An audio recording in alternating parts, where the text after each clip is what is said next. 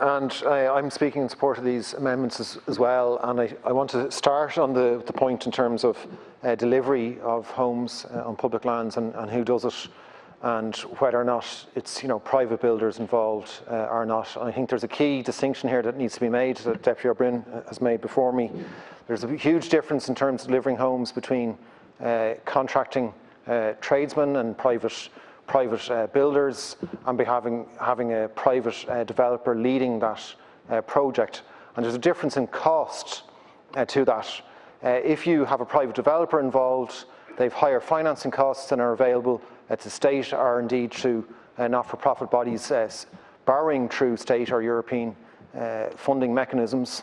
And that pushes up the cost of delivery, which means then the price of the affordable purchase, or the rent if it's cost rental, will be more expensive at the end when someone is coming to buy or someone is coming to rent. If you look at the O'Callaghan model, and I've referenced it a lot in the Dáil, if you look at the O'Callaghan model, and where we're seeing apartments, 2-bed apartments being available in Dunedin and Lusk for about €166,000, and 3-bed semi-detached homes being available at €258,000, they are being built by private builders and private contractors, but O'Callaghan is a not-for-profit housing cooperative that is the developer there.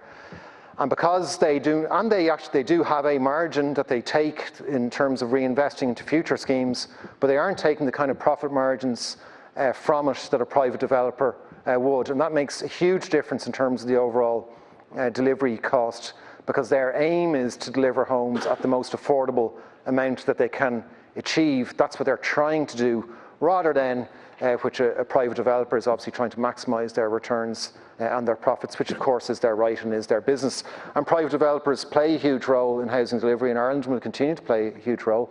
What's the question is here is, can we maximise the amount of affordable social and cost rental homes on public land? That's the question. And it is true that there's progress being made on this. This bill is much better than previous proposals from the Fine Gael-led government. And it is welcome that the Minister is talking about and giving commitments about 100% social, affordable and cost rental on public lands in Dublin and Cork. This bill does not guarantee that. It does allow for it, it doesn't prohibit it, but doesn't guarantee it.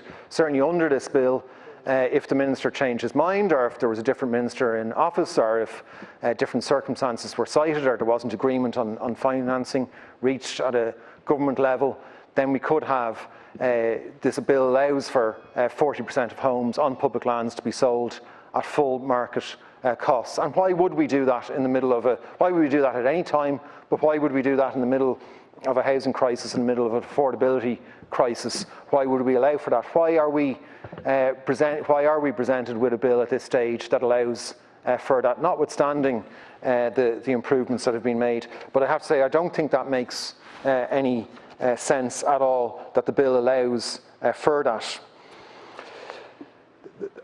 I have another concern regarding this bill and regarding the delivery of affordable housing as cited under this bill, and that is that the vision that's been given so far around about the affordable homes that will be delivered does mean, in my view, that some of these homes, or a lot of these affordable homes, could be set at a price beyond the reach of people on average incomes. There's no definition of affordability either in this bill or in the Affordable Housing Bill that will set affordable homes as being within reach for people on average incomes. So there's talk about affordable homes, but how affordable are these homes going to be? It's clear that there will be homes available for people potentially at a discount from a full market price, so that will help some. But will people who don't qualify for social housing do have the ability to pay do repayments on a mortgage for a home of up to something around about €250,000? Will there be affordable housing for them? There's also a significant risk in terms of the cost rental homes mentioned in this bill, that they will not be delivered at a full actual cost of rental, which is the definition of cost rental, because we see in the accompanying affordable housing bill, which is related to this, we see the references to the equity returns. And of course, if there's equity returns in your delivery of cost rental, it's not really at cost, it's cost plus equity returns. And the entire point of this bill should be to ensure that there's the maximum amount of affordable, social and cost rental homes delivered on public lands, all public lands, and not on some public lands, or not on some parts of public lands. That should be what we're trying to achieve here.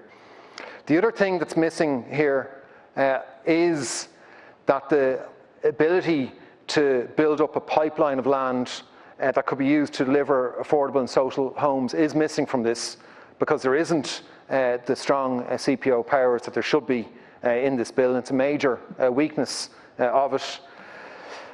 And if the Land Development Agency was, if it's not been set up to, buy up land at existing land use value, to create, before it's rezoned, to create and capture the value of land rezoning, to help deliver infrastructure and housing affordability, then what is a Land Development Agency actually about? Is that not missing a key role in strategic land assembly that should be to the forefront of this? There has been recent reports, for example, from the executive in Meath County Council, saying that they are having difficulty, buying up land that could be used in the future for housing, social and affordable, because they're competing with developers who are paying higher prices, including on agriculturally zoned land, and that's a difficulty for them. So even now, when the executives of councils and local authorities are trying to do this, because they don't have those CPO powers, and because the LDA won't have those kind of CPO powers, there isn't a solution on that. And that should be really what we're after here, is ensuring that that kind of land value capture that is captured so well in other countries to deliver affordability, to pay for infrastructure, is captured by an LDA having those kind of CPO powers, and that's missing from this as well. Gur Margaret.